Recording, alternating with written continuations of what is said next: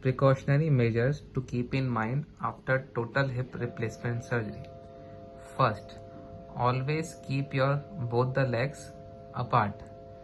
To make it apart, to make the both legs apart, we have to keep either a abduction pillow or a normal cushion between the legs to avoid internal rotation of the operated leg to reduce chances of dislocation.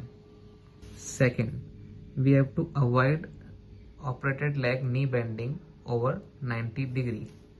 Bend, bend, bend, bend. That's it. Relax. Third, for in and out of bed, first patient will sit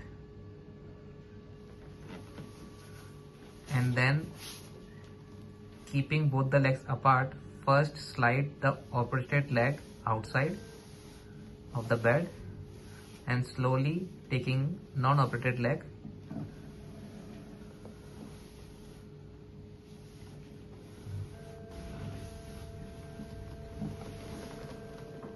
and sit. To get in again on the bed, first patient will lift non-operated leg onto the bed. Start. Keeping both the legs apart to reduce chances of dislocation, and then with the support lift the operated leg. Fourth, avoid getting up from the very low sitting. Avoid getting up from the low sitting. Always use high chair. Fifth, get in and out of car. Suppose this is the car seat. First, you have to sit on the car seat.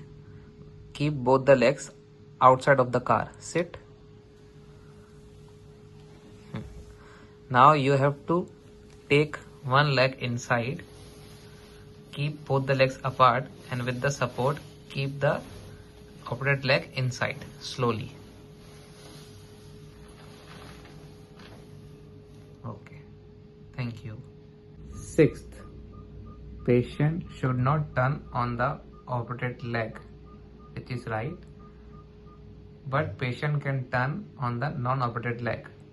Turn, but make sure he or she should have pillow between the legs. Turn straight,